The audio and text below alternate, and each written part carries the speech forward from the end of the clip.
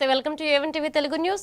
ఇక మేడ్చల్ జిల్లా కూకట్పల్లి నియోజకవర్గంలోని ఫతేనగర్ డివిజన్లో ఎస్ఐఆర్ కార్యక్రమంలో భాగంగా బిఎల్ఓలతో సమావేశమై ఓటర్లకు ఎలాంటి ఇబ్బందులు కలగకుండా చర్యలు తీసుకుంటామన్నారు. అనంతరం స్థానిక పార్టీ కార్యకర్తలతో సమావేశమై వారి అభిప్రాయాలు సూచనలు తెలుసుకున్నారు.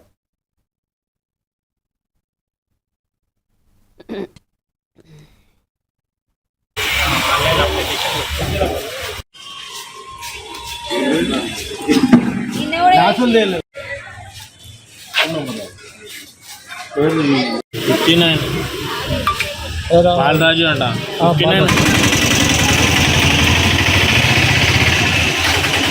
ఇక్కడ స్థానిక పార్టీ తరఫుగా కాన్స్టెన్సీ వైజ్గా చూసుకుంటే ఇక్కడ బీఆర్ఎస్ కార్యకర్తలు కూడా ఉన్నారు. వారి యొక్క అభిప్రాయం ఎలా ఉందో తెలుసుకుందాం.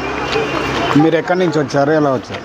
137 బూత్ నెంబర్. మా తెలంగాణ రాష్ట్ర వర్కింగ్ ప్రెసిడెంట్ కేటీఆర్ గారి ఆదేశాల మేరకు, మాధవరం కృష్ణారావు గారి ఆదేశాల మేరకు, మా కార్పొరేటర్ పండాల సతీష్ గౌడ్ ఆదేశాల మేరకు మేము గత 22-23 రోజులుగా పనిచేస్తున్నాము. ఎస్ఐఆర్ ప్రోగ్రాం గురించి ఇంటింటికి తిరిగి ఫామ్స్ కలెక్ట్ చేసి ఎవరికైతే అర్థం కాదో మేము రాసి ఇచ్చి ప్రతి వర్క్ మేము చూసుకుంటున్నాము. ప్రస్తుతం ఇప్పుడు మేడ్చల్ జిల్లా కూకట్పల్లి కాన్స్టిట్యున్సీలోని ఫతేనగర్ డివిజన్లో ఉన్నాము. ఎస్ఆర్ఐలో భాగంగా ఈరోజు సర్వే నిర్వహిస్తున్నారు. ఇందులో భాగంగా బిఎల్ఓ వాళ్ళు ప్రోగ్రామ్ కండక్ట్ చేసిన దాంట్లో పబ్లిక్ యొక్క సమాధానం ఎలా ఉంది దాని గురించి మనం ఇప్పుడు బిఎల్ఓ గారు ఉన్నారు ఇక్కడ, వారిని అడుగుదాం. అన్న, ఇప్పుడు ప్రస్తుతం తానాజీ గారు ఉన్నారు, బిఎల్ఓగా పనిచేస్తున్నారు. అతని యొక్క పబ్లిక్ యొక్క సమస్యలు ఎలా ఉన్నాయి ఏందనేది దాని గురించి వివరిస్తారు. ప్రకాశం జిల్లా అద్దంకి రెవెన్యూ డివిజన్ పరిధిలోని 10 మండలాల ఉపాధ్యాయులకు అద్దంకి ప్రభుత్వ బాలురోన్నత పాఠశాలలో కొత్త విద్యా విధానంపై ప్రత్యేక శిక్షణ నిర్వహించారు.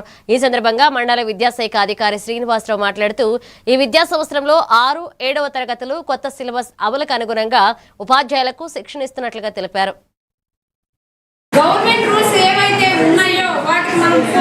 టెక్స్ట్ బుక్ కంపల్సరీగా ఉండాల్సిందే. Gives better learning.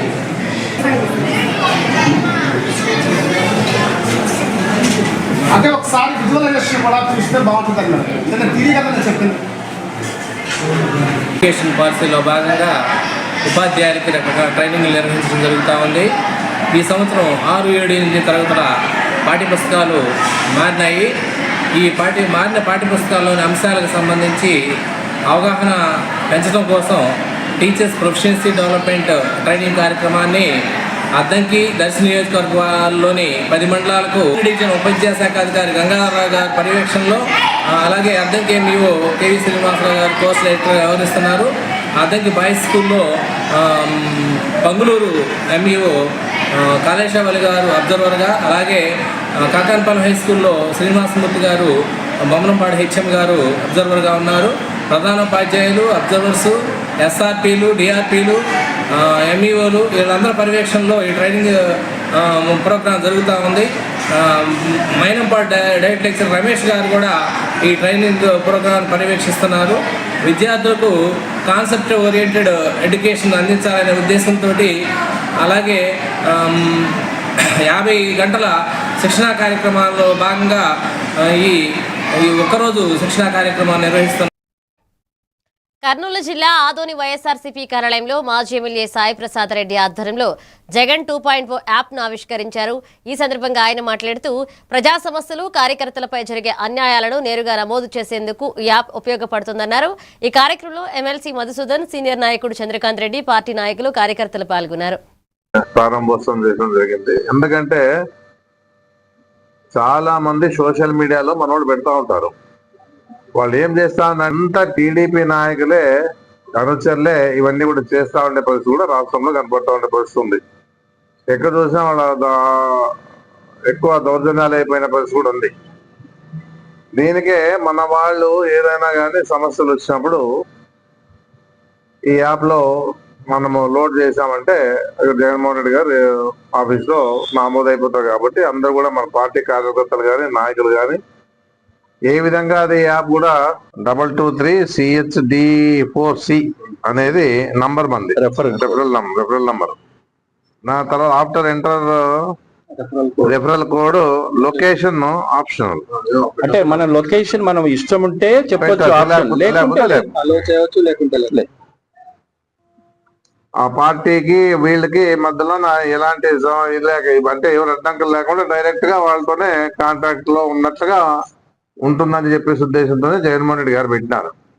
అందుకే ఇవన్నీ కూడా ప్రతి వారు సద్వినియోగం చేసుకోవాలని చెప్పేసి కూడా మన వాళ్ళకి నేను చెప్పడం జరుగుతుంది. తెలియని వాళ్ళు మన ఆఫీస్లో వచ్చేసి ఇక్కడ ఏదైనా ఉన్నా ఊరు గ్రామాల్లో ప్రాబ్లమ్స్ కానీ మళ్ళీ ఏదైనా అధికారుల ఇబ్బందులు కానీ ఏదన్నా తెలియజేసేదానికి ఇది ఒక యాప్ మంచి పని చేస్తామని చెప్పేసి నేను తెలియజేస్తాను. నమస్కారం. నిర్మల్ జిల్లాలోని బంగల్పేట్ అంబేద్కర్ సంఘ భవనంలో ఎస్ఐఆర్ ప్రక్రియపై కాంగ్రెస్ నాయకులు సమీక్ష చేపట్టారు.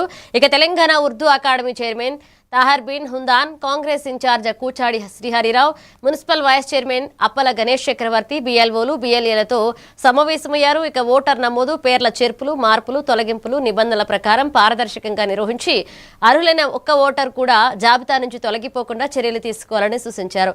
కాంగ్రెస్ నాయకులు, ప్రజాప్రతినిధులు కార్యక్రమంలో పాల్గొన్నారు. పార్టీ ఇన్ఛార్జ్ శ్రీహరిరావు గారి నాయకత్వాన సర్ ప్రక్రియ అనేకమైనటువంటి ప్రాంతాలు పర్యటించినప్పుడు అక్కడ ఉన్నటువంటి పరిస్థితులను పెద్దల దృష్టికి, ఇన్ఛార్జ్ మంత్రి గౌరవనీయులు జూపల్లి కృష్ణారావు దృష్టికి, అదేవిధంగా సుదర్శన్ రెడ్డి గారు ఈ జిల్లాకు ఇన్ఛార్జిగా ఉన్నటువంటి గౌరవ ప్రభుత్వ సలహాదారు దృష్టికి కూడా తీసుకొస్తాం.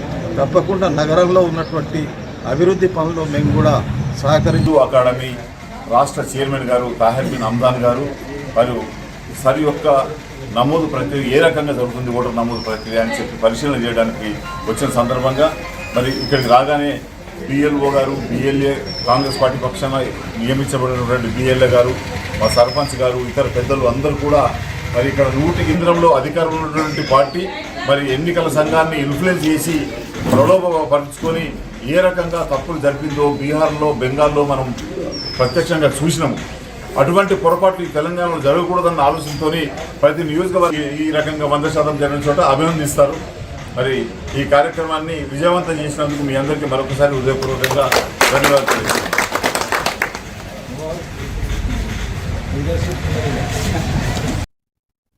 ఆదిలాబాద్ జిల్లా తాంసి మండలం పొన్నారి గ్రామ అంగన్వాడీ కేంద్రంలో ప్రత్యేక కార్యక్రమాన్ని నిర్వహించారు.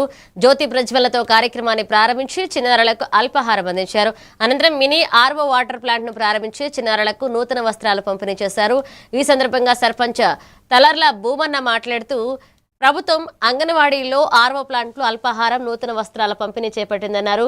ప్రతిరోజు ఉదయం అల్పాహారం, గుడ్డు, మధ్యాహ్న భోజనం అందిస్తున్నట్లుగా తెలిపారు.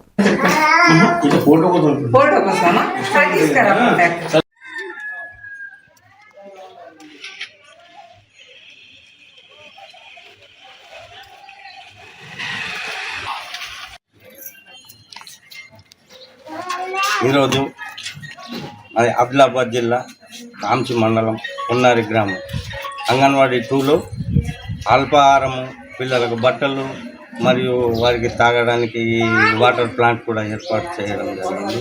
గ్రామంలో తాంసి మండల్ ఆదిలాబాద్ డిస్టిక్. ఈ గ్రామంలో రైతులందరూ సామూహికంగా కలిసి ఏదైతే గత 20 రోజుల నుంచి వర్షాలు లేక పంటలు అల్లాడుతున్న సమయంలో గత పూర్వీకులు ఏదైతే వర్షాలు లేనప్పుడు రోజు శనివారం రోజు పొన్నారి గ్రామంలోని రైతులంతా కలిసి సామూహికంగా దీన్ని నిర్వహించడం జరుగుతుంది. దీని ముఖ్య ఉద్దేశం ఏదైతే ఇలా చేయడం వల్ల వర్షం త్వరగా వచ్చి పంటలను కాపాడుతున్నాయన్న నమ్మకంతో ఈరోజు ఇలా చేయడం జరుగుతుంది. ఇది ఇలా ఇంటింటికి తిరిగిన తర్వాత దీన్ని నైవేద్యాలు మా గ్రామ దేవతలకు సమర్పించి తర్వాత మేము తినడం జరుగుతుంది. దీనివల్ల ఈరోజు రేపన్న వర్షం వస్తాయన్న నమ్మకంతో ఇలా చేయడం జరుగుతుంది. మా కార్యక్రమాన్ని ఆ దేవుడు అనుగ్రహించి ఈ రోజన్న వర్షం పడాలని కోరుకుంటూ మా పంటలను, మా గ్రామంలోని రైతులను, ఈ రాష్ట్రంలోని రైతులను కాపాడాలని కోరుకుంటూ ఈ కార్యక్రమం చేయడం జరుగుతుంది. పార్వతీపురం రాయగడ రోడ్లో చెత్త డంపింగ్ యార్డ్ ఎదురుగా నిర్మించిన టీటీడీ కళ్యాణ మండపం గత 10 ఏళ్లుగా నిరుపయోగంగా ఉంది అని కాంగ్రెస్ నాయకులు ఆరోపించారు. సుమారు 1 కోటి వ్యయంతో నిర్మించిన ఈ మండపాన్ని డీసీసీ అధ్యక్షుడు వంగల దాలినాయుడు తదితరులు పరిశీలించారు. చెత్త డంపింగ్ యార్డ్ను తరలించి కళ్యాణ మండపాన్ని సామాన్యులకు అందుబాటులో తీసుకురావాలని జిల్లా అధికారులు, టీటీడీ బోర్డు తక్షణ చర్యలు చేపట్టాలని వారు డిమాండ్ చేశారు. ఇది నిర్మించింది మొదలు సుమారు 7-8 సంవత్సరాలు అయి ఉంటుంది. నిర్మించింది మొదలు ఇది అలాగే పడి ఉంది. ఈ గేట్లు తాళం తీయరు, దీనికి వినియోగం రాదు. ఎందుకంటే మెయిన్ ఆ రోజుల్లో పాలకులు ఏమన్నారంటే చెత్త డంపింగ్ యార్డ్ తీసేస్తున్నాం కదా రేపేళ్ళుండి, అప్పుడు కళ్యాణ మండపం వినియోగంలోకి వస్తుంది అన్నారు. కానీ ఆ చెత్త డంపింగ్ యార్డు తీయలేకపోయారు, ఈ కళ్యాణ మండపాన్ని కూడా వినియోగంలోకి తీసుకురాలేకపోయారు. ఇప్పుడు పాలకులు లేరు కాబట్టి ముఖ్యంగా జిల్లా ప్రత్యేక అధికారి జిల్లా కలెక్టర్ గారికి డాక్టర్ ఎన్ ప్రభాకర్ రెడ్డి గారికి మా పార్టీ తరఫున రిక్వెస్ట్ ఏంటంటే, అయ్యా ₹1 కోటి కళ్యాణ మండపం దేనికైనా ఉపయోగపడుతుంది, తప్పనిసరిగా దీన్ని వినియోగంలోకి తీసుకొచ్చినటువంటి మార్గాన్ని మీరు చూడాలనేసి మా పార్టీ తరఫున మేము కోరుతున్నాం. ఎందుకంటే పేదవారితో పాటు అందరూ ఇక్కడ కార్యక్రమాలు చేసుకోవడానికి ఉపయోగపడుతుంది. ఇంకా చెప్పాలంటే మీ అఫీషియల్స్ ప్రోగ్రామ్స్ని కూడా హాయిగా ఇక్కడ చేసుకునే పరిస్థితి ఉంటుంది. కాబట్టి ఇప్పటికైనా మీరు స్పెషల్ ఆఫీసర్గా పార్వతీపురానికి మంచి చేయాలని కోరుకుంటున్నాం. ఈ టీటీడీ కళ్యాణ మండపాన్ని వినియోగంలోకి తీసుకురావాలని మా పార్టీ తరఫున కోరుతున్నాం. Thank you. ఆదిలాబాద్ జిల్లా తాంసీ మండలం పొన్నారి గ్రామంలో వర్షాలు సమృద్ధిగా కురిసి పంటలు బాగా పండాలని ఆకాంక్షిస్తూ భక్తులు కప్పతల్లికి ప్రత్యేక పూజలు నిర్వహించారు. పోచమ్మ తల్లి ఆలయంలో పూజలు అనంతరం కప్పతల్లిని గ్రామ వీధుల గుండా డప్పు భజంత్రీల నడుమ ఊరేగింపుగా తీసుకువెళ్లి మొక్కులు చెల్లించుకున్నారు. ఇక ప్రతి ఏడాది వర్షాకాల ప్రారంభంలో ఈ సాంప్రదాయ పూజలను గ్రామస్తులు నిర్వహించడం ఆనవాయితీగా కొనసాగుతుంది.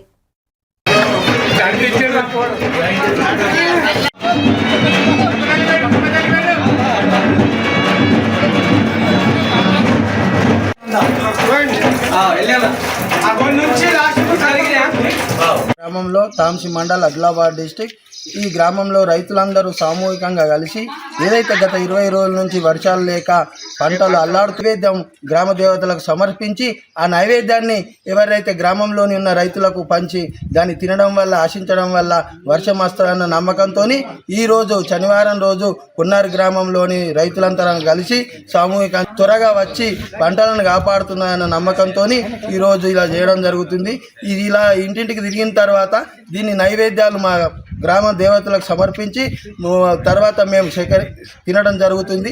దీనివల్ల ఈరోజు రేపన్న వర్షం వస్తాయన్న నమ్మకంతో ఇలా చేయడం జరుగుతుంది.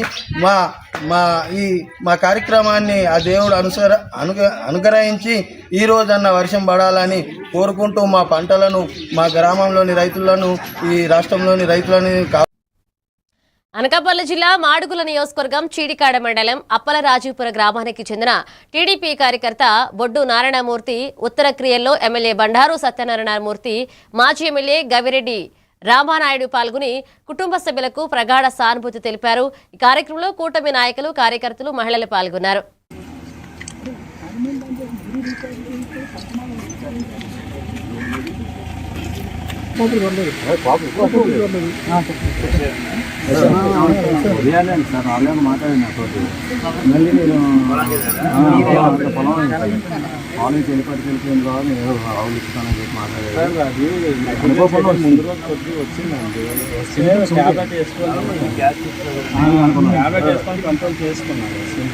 కార్యాలయంలో 8 గంటల వరకు ఉన్నాడు రాత్రి.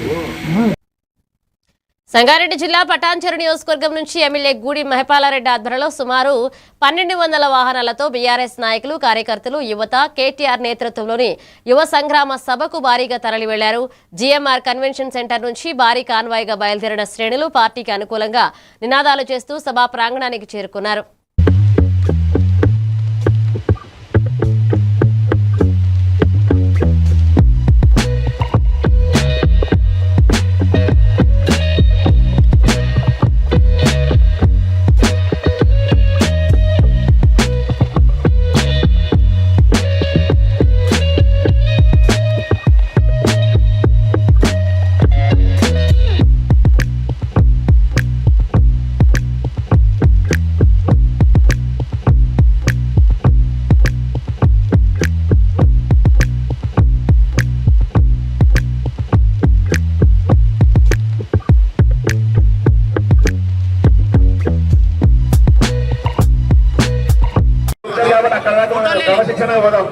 అందరు గమనించాలి.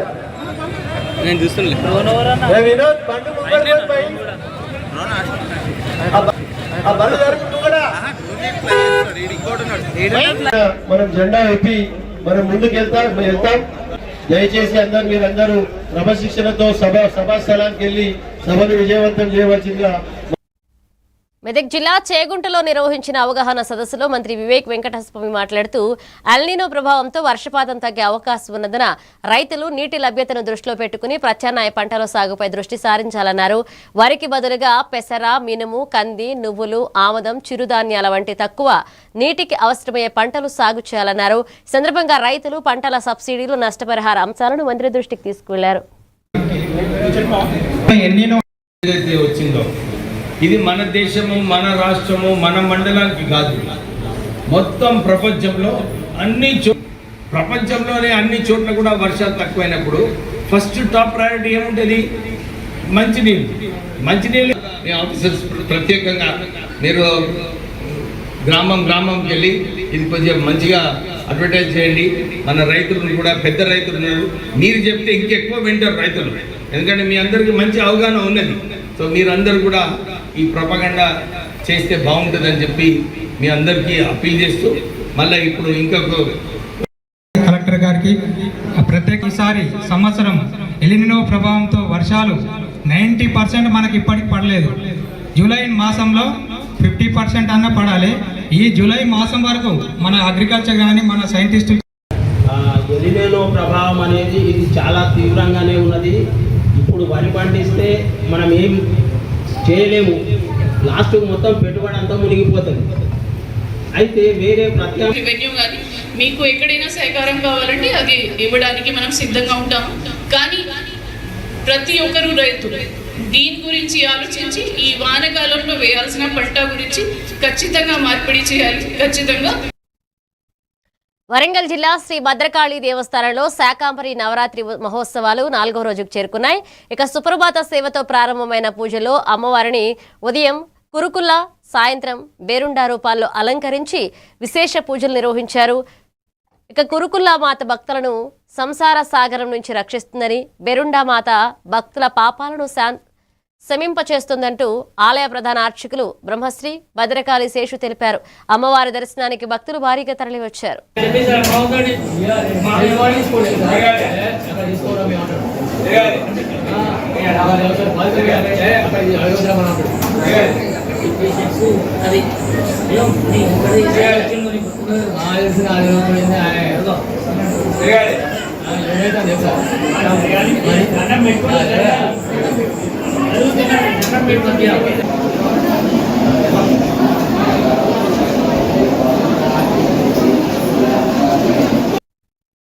నెల్లూరు జిల్లా కావలి మండలం తగేటి వారి పాలెనికి చెందిన టీడీపీ కార్యకర్త చాట్ల వాసు చికిత్స పొందుతూ మృతి చెందారు.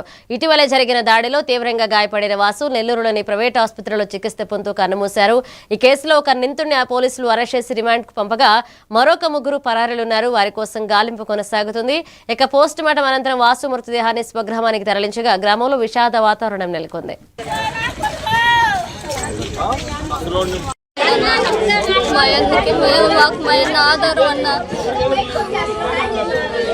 తల్లి ఇవాళ అట్టే చేశాడు సార్. ఈ రోజు నాకు చేస్తున్నాను, ఈ ఊర్లో ఇంకా ఆడపిల్లకి జరుగుతున్న గ్యారంటీ ఏంటి? అసలు ఏం జరిగిందండి వాళ్ళిద్దరి మధ్య? ఏం లేదు సార్, ఇదే సార్ కక్షలు. ఆయన వైసీపీ పక్కన ఉన్నాడు, ఈయన టీడీపీ పక్కన ఉన్నాడు. ఆయనతో మాట్లాడడం లేదు, ఏదైనా కానీ అడ్డం జరుగుతా ఉన్నాడు. ఎక్కడికి తీసుకుపోయి కొట్టారు ఆయన? ఇంట్లో అన్నం తింటా ఉంటుంది, ఫుల్గా మార్నింగ్ నుంచి ఫుల్గా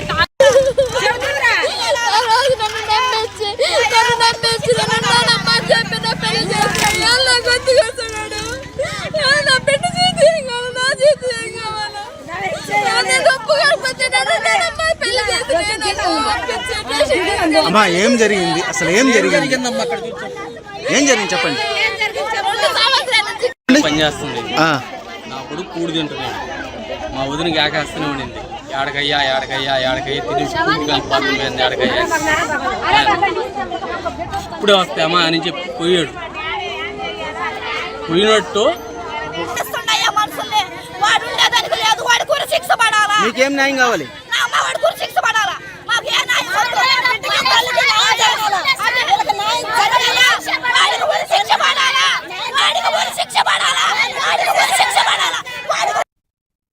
తిరుపతి జిల్లా రైల్వే కోడూరు మండలం అనంతరాజుపేటలో ప్రభుత్వ ఇరిగేషన్ భూమి ఆక్రమణ జరుగుతోందని స్థానికుడు ఆరోపించారు.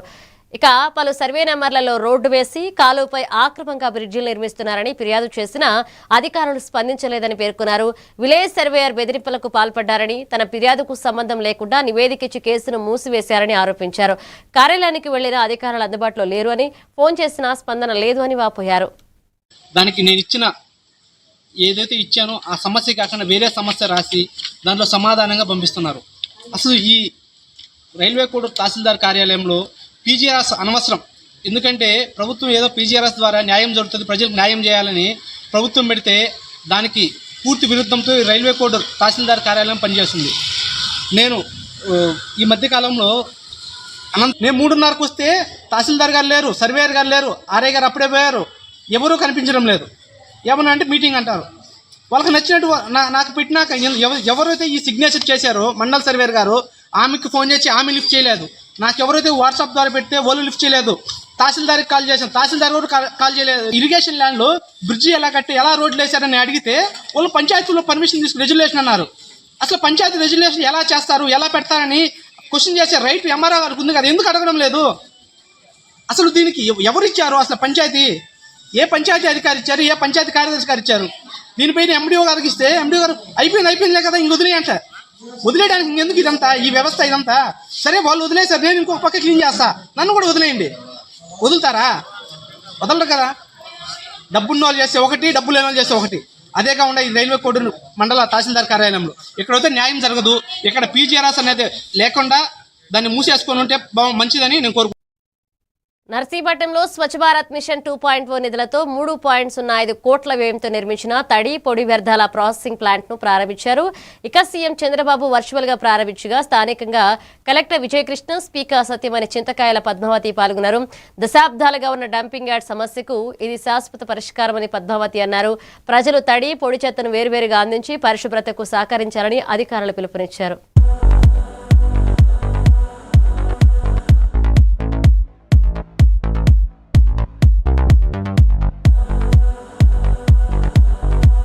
రెండు విషయాలు నేను చెప్తాను.